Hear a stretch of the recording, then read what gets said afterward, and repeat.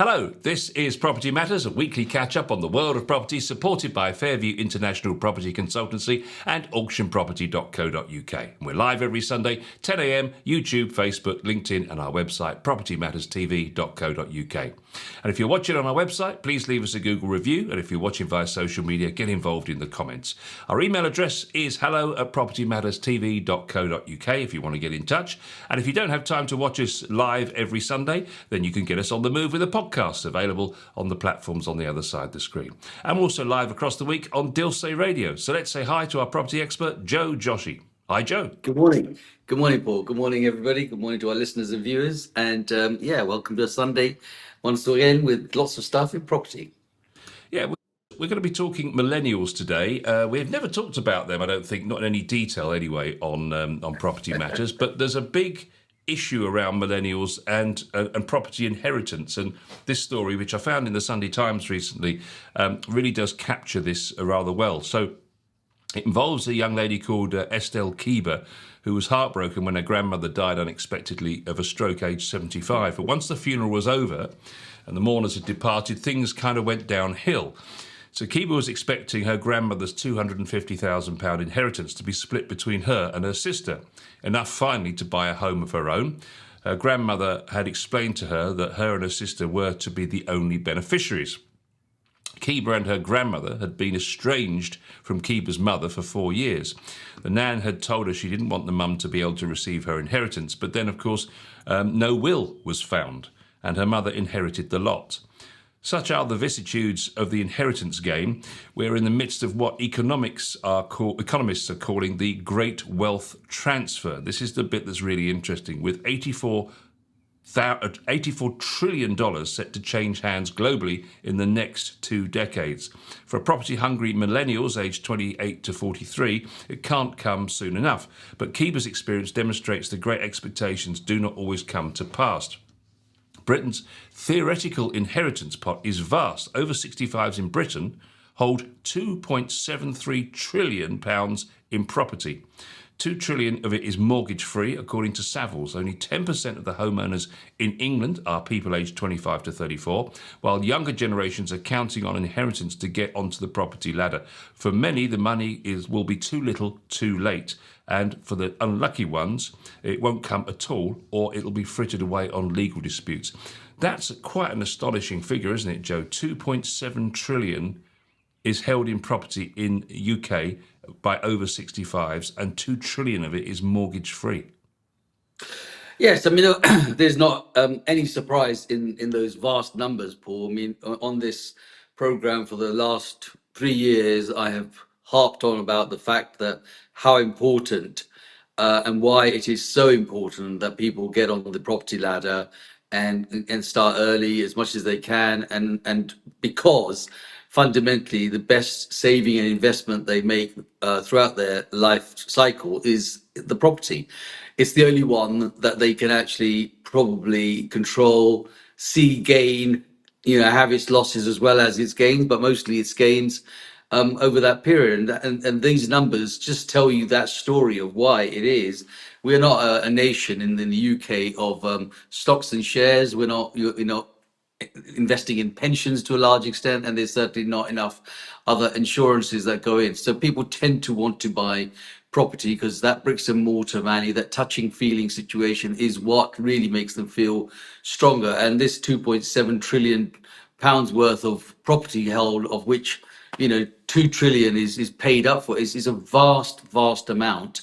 And clearly, it creates that path of why people want to constantly invest in property. And the numbers that we have talked about speak volumes just for it by itself, don't they? I suppose there is this presumption that many people think just because I've, secured a property and I've done all the legals and I've got my name on the title deeds and all the rest of it, that you're safe in your house, so to speak. But of course, the one thing that would have helped the situation was if Estelle's grandmother had actually completed a will. Well, the problem with the will area is such a touchy subject, in all honesty. It has so many connotations of life.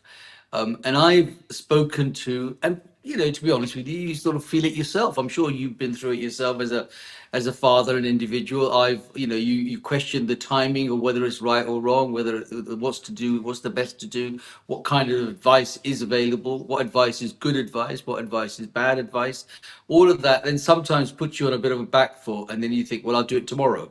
And sometimes that tomorrow is a bit too late, a bit like this grandmother story that she'd actually turned around and said to her grandchild, and her sister perhaps, that they were going to be the ultimate inheritance of her estate.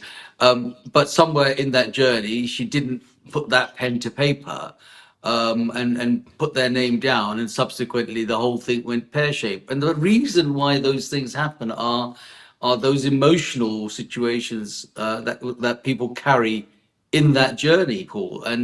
So people say, okay, I'm going to do this for my children, I'm going to do that for my grandchildren, I'm going to do this for such and such, and then somewhere along the line that changes, and that's changing a lot, not just in British culture or American, US culture, in every culture across the nation, across the world now. It's fast track. And I know from, as an Indian chap, I know that all of our families, there be it Asian, Indian, Muslim, Pakistan, whatever, everybody has a fear of what is right and when it is to do that. And the other thing is, of course, we feel that we're immortal. We're just gonna never die. We're not, it's not going to happen to me. I'm all right, Jack. It's not going to be me. Somebody else is not very well, and tomorrow, boom, we're gone. So I think there's a whole mixture of that sort of medicine that we have to take. And part of that medicine we take is to say, shall I put pen to paper? And is that the right time to do it now? Or am I going to miss somebody else? Or I'll do it tomorrow. And then sometimes that tomorrow doesn't come. And with that tomorrow not coming is a deck of cards that you don't want to have. Apparently, Estelle is among a record number of people disputing wills every year, 10,000 and rising in England and Wales every year. And Laura Phillips, who's a legal director at a solicitor's called Kingsley Napley, says inquiries to the firm about will disputes have risen 20% year on year. The number of claims that are reported don't really touch the sides of the number that are actually settled out of court. Because an increase in property prices, estates have become more valuable. There's a bigger pot and there's more to fight over.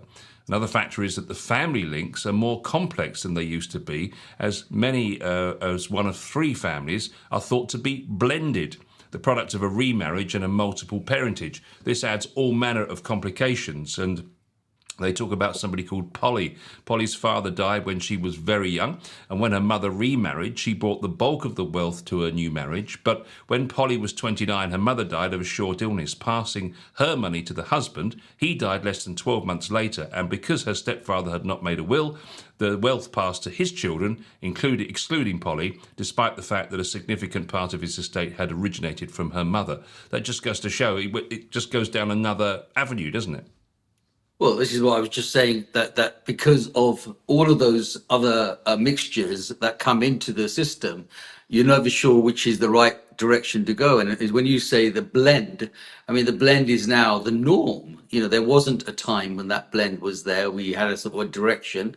But yes, now separations, divorces happen, new marriages happen, stepchildren, step parents happen, different cultures happen, different cultures blend in. And when you look at what is right in one culture is definitely not right in another culture. And it's amazing how many of these things come. But the reality of it all is that people don't feel there is no succession planning at all, though that is what should happen. And if people would do succession planning and would put down pen to paper, part of that is an emotional issue, Paul, and that is that, am I ready to do this? Should I do this now? Is that going to be fair on Freddie, or is that going to be fair on Mark or Sid or Jatinder in this case, or anyone else? Is it going to be, well, is it going to be right for all those people? And the question is, you then put your mind at those scenarios and you sit down and you think, I'll do it tomorrow, and then tomorrow something else changes. So, but in secret and in private, I think everybody should think about what will happen if they were not here. Because we all know one thing is for sure, we're all going to go. It's this question of when and how. And that is another mix. The how business is a huge thing. Number of people, I mean, statistics recently said there was a time when it used to be maybe 1 in 10 people that might have suffered from things like cancer or whatever. They brought that down to 1 in 2. That's 50% of people that will go down. No, nobody wants that to happen. But, the least of the people that you look at sometime and talk to come around and say, guess what? you know, is going to be this. And then the clock starts ticking. But even at that point, they are so confident in their belief that it's not going to be them. They're going to fight it and come through. And then somebody else is left with that. So, of course, whilst there's benefits to families, the real beneficiaries is the legal system. They're the ones that come along in the background and start to take out, because all of a sudden you've got a dispute, like this young lady did. They had a dispute. They started to challenge somebody, and the next thing you know, uh, you know, people are rubbing their hands in, saying, "Well, welcome to my office, because this is my time now. Catch up and cash up." And so, the system tells you that at that point, you think, I wish I'd done this and I wish I'd done that. But right now, if you turn around and say to someone, you're almost thinking, or they're thinking, oh, you're wishing this upon me. And it's not the case of wishing it upon somebody. What is right, and how people will be left with at the end, is actually in your own hands. But so the millennials now are suffering of all the changes that have happened in that period. For example, the blend of families has become a huge thing. you know, um, Divorce and separation is not something that is, rare as it maybe used to be when I was growing up. It is now the norm. It happens. And because if it happens, there is no succession, there's no planning. They don't think about what the consequences. And I've known of real life stories, let alone what we are talking about here, of people that have come to me and sat with me and sort of said, we've got at this stage, what do we do? And sometimes it's early enough to catch it, and another time it's too late to catch it, because that situation has passed and it's already fallen into legal battles, or areas that you think I can't deal with. And how do I deal with it? And then, of course, there's things like taxation. That's just another can of worms that is opened up because of those situations, and people don't prepare and plan for those things. And in comes, the taxman. I was always told that the two people that will always collect no matter what happens in your life is the bank manager and the taxman. You might think you've got away with it, but they're going to take what they're owed before anybody else gets it. And so and so those, whilst they're sort of funny things to think about, they are real things. Well, the resolution to Polly's story was that she tried to reach out to her stepbrother, but he wasn't interested. So she did actually seek legal advice, and they settled out of court. So eventually she got something from the situation. But the interesting thing is, even for those who do get a large wad of inheritance, rising life expectancy means it often arrives much later than they might have hoped. People born in the 1980s, for example, can expect to receive their inheritance when they are 64, according to the Institute for Fiscal Studies, and Gen Zs, or Gen Zs as they're often called, aged 12 to 27, they will get it much later. My parents took early retirement a few years ago after they experienced some health issues in their 50s, says Sam, a bar manager from Manchester. On one hand, it's fair enough that they should enjoy their retirement, but on the other hand, I need help to get on the housing ladder. My mum and dad seem more bothered about going on fancy holidays and spending their pension lump sum on themselves. They have wildly underestimated how much I'll need to buy a flat. They think it's the 1990s, when flats in Manchester were still 60 grand. It's an interesting comment, isn't it? Well, look, it's a little bit of an unfair comment, in all honesty, because I would think that if they have taken an early retirement, they've earned it, they've worked hard for it, and somebody shouldn't be looking through that, looking glass to say, well, actually, they're having a good time and I'm not getting on the property ladder. I think it's really up to you to make your own wealth. Your parents have probably, or his parents have probably done a great job in giving him whatever he needed to do, and now he's just sitting there, and that is a huge issue today. A lot of youngsters are like that. They don't want to get up and go out and do what they're supposed to do because they can see that ultimately they might inherit and they might get some money earlier, and that's going to be this. Yeah, we never got it. That guy's parents probably never got it because they worked hard. But today, people, the Z people will look at it and go, well, actually, it's my rightfully going to be mine. So why can't I have that? And why can't you give me that so I can step on the ladder? My answer to that would, I mean, a man with two is you got to put something into this, get some skin in the game, put some effort into your work and so forth. And yes, collectively, I'm sure, my wife and you, I will be able to help you. But if you have no skin in the game and you feel that, you want to just travel around the world and be a barman or whatever it is that you want to do, then you can't expect someone to turn around and just give it to you. And they should not be giving up what they've worked hard enough to enjoy. But because there is huge amount of wealth in property nowadays, Paul, and there is so much equity in property, people have their eye on that and they think, okay, well, then that's going to happen. I'm going to get that. And because of that, they maybe don't put as much effort and as energy as perhaps the people that are sitting on that 2.2 million paid up trillion to 2 trillion paid up property, because they work all that time to do that. So the question you have to ask yourself is that going to be the case in maybe another 30, 40 years time when these people, these youngsters are going to get to that stage, or are they going to turn around and say, well, actually, I didn't, there was no pain, no gain, Paul. That's the bottom line. So if they've not had the energy to put into it, they don't value it, and I've also seen when people have given their kids an early present to say that, then they get estranged because they are not going to be with people that perhaps you thought they were going to be. Then they end up having a separation. And these are the questions that come to me all the time as a property company, because as a property person, it's where most of their wealth is. So they come over and ask the question and say, well, how do I do this?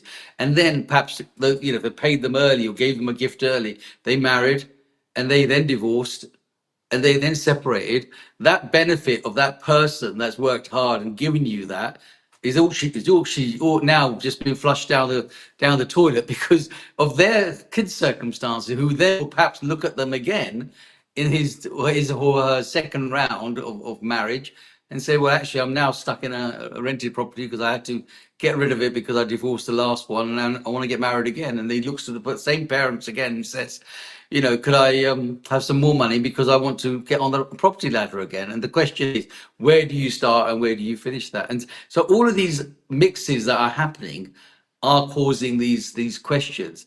And then the problem is that it's sometimes just too late to happen. And so if you look at the stories that we covered, or those different people, where someone has the two sisters thought they were going to get it because the grandmother was estranged from their mother. Look what happens. Not putting something on paper meant that the estranged mother that she spent 4 years not talking to is the one that actually took all the money. The step situation, because the stepfather didn't leave a will. The original person whose mother put in as much money into the pot is the one that ended up with probably a settlement, really, because she rightfully had. And there was a program, I think, recently on TV again about these things, where there was a scenario where two boys, brought into their family a friend who they thought would help, and ultimately he became the ultimate winner because he was the one that was looking after the parents whilst the others left, or they left the house. So, this is a common story, but the only way they can look at saving these stories is to put pen to paper, is to think about those futures, and is to think about succession planning and how that is going to happen. Even if it's done privately or secretly, it is something that everybody should think about. One economist at the Resolution Foundation suspects that the great millennial wealth transfer will in many cases skip a generation. If a millennial inherits at the age of 60 and they've already bought their house and nearly paid off the mortgage and have a comfortable pension, then they might just pass that straight on to their children and avoid all the taxes in doing so, of course. And they warn that the late inheritance may confine many younger people to the rental market for decades, damaging the economy. Typically, owning a house with a mortgage costs less, of course, than private renting, which enables people to have more liquid savings, consume more, and invest more in their pension. And one of the movements that's gaining popularity started in the in the States, Joe, is the giving while living movement. One solution is the King Lear approach, they call it, giving children and grandchildren their inheritances while alive. This has the potential to backfire, though, if donors die within 7 years of transferring the wealth. The recipient is liable to pay inheritance tax on these potentially exempt transfers, known as pets. In 2021, 13,380 transfers were liable for this tax, costing the payers up to £1.4 million, depending on timing. And that is a key with all of this, isn't it? It's really difficult to know when to do that, because there is this 7 year thing, as long as you survive it by 7 years, everything's fine. But of course, 13,380 people fell foul of that in just 1 year in 2021. Well, like I said just earlier on, the two people that will collect either way, one way or another, will be the revenue and will be the bank manager. And here is a scenario of where we think that we can do this, but again, it's as you rightly say, it's timing, and the timing is when do you do that, and how do you do that? And the only way to do it is to actually give it. The question is, by giving it and perhaps not outliving that 7 years, there is still a tax liability that is going to be there for those that inherited and for the people that have given it out. So it's going to come out of the estate.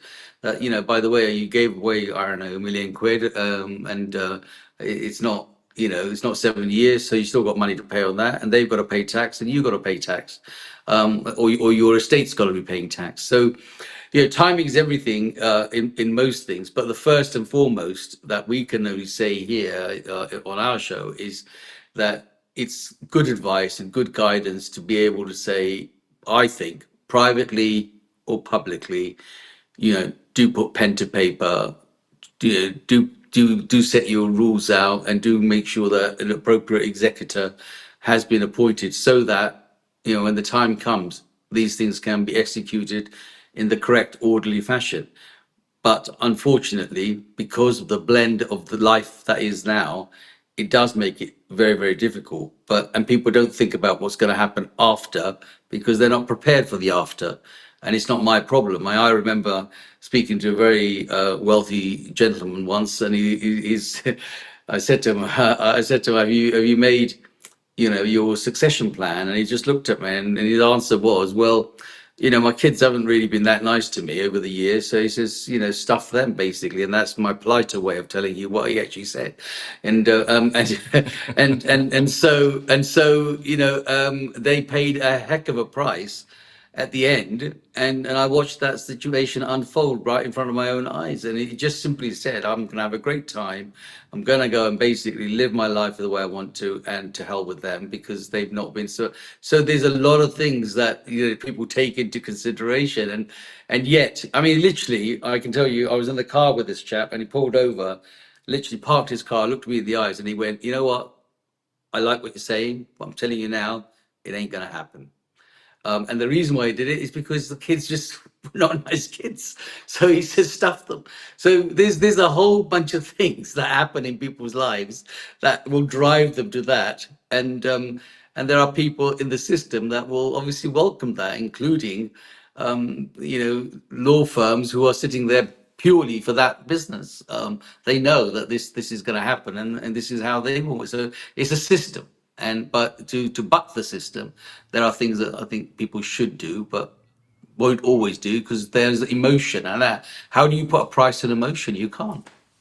Yeah, so Steve Webb is a big fan of giving while living. He's the former pensions minister. He's a Liberal Democrat MP as well. He's been very vocal in supporting the movement. He says there's a phrase, early money is like yeast. Although it's lovely to inherit significantly at 60, that money would have done so much more for you at 30 or 40. People in their 30s or 40s are taking a huge 35-year mortgage, of course, they may well be into retirement by the time they pay it off. At the moment, we think I'll spend what I need, and then it's what's left at the end is my adult, nearly retired children can then have it. We need to change the mindset, he says. Who suggests that giving money to children while you're still alive has the added pleasure of seeing them enjoying it? So basically what he's saying is that, you know, when they're nearly retired, the children themselves, it's not going to do as much good as it would have done when they really needed the money. And also, if you do give early, you get the joy of seeing them enjoy the money. And I don't disagree with him. I think it's a great sort of charitable status to have, to see that child grow, the family grow, and so forth. But what I'm saying is that it's the unknown that people get really more scared of. It's not knowing who that person is going to settle with, male or female, or nowadays male and female and all that kind of stuff. We don't know where that is going to end up. So people don't want to give.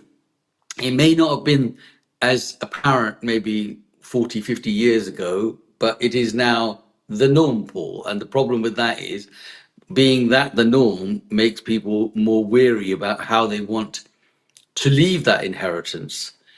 And so, and also, I mean, I can tell you there have been scenarios where people have signed things over much earlier, and their children have then ousted them out of their own properties, because they now have lost control and given that 7-year scenario and said, well, actually, that's paid up, off you go. You're not required anymore. Thank you very much.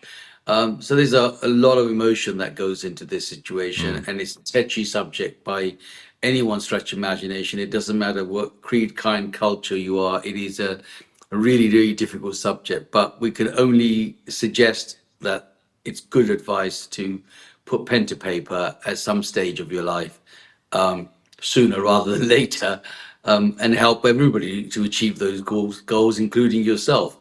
But it is not something that is going to go away in a hurry, and it's an important thing that we bring to our listeners and our viewers. That it's good advice to put something in writing.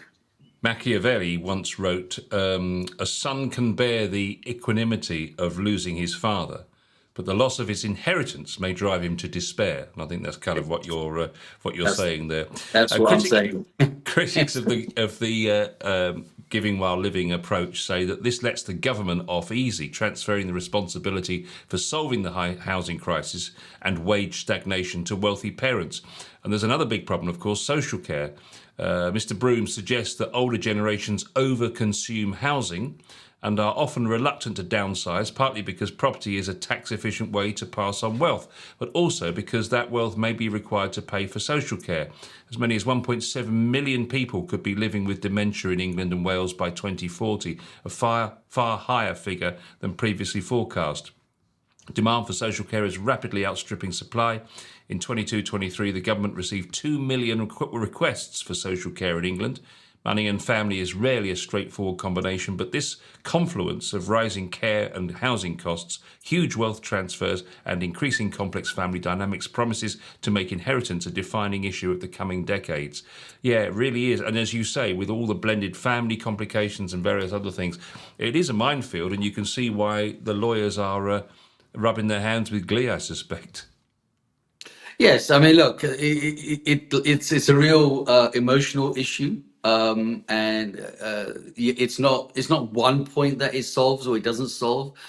We have discussed on our program here before, when people have a big home and they don't want to leave that home. Well, part of that is that they don't feel that they want to downsize. Secondly, is that they don't feel that they want to pay up or lose the money of the taxation, or because the home is exempt from any capital gains because that's their main family home.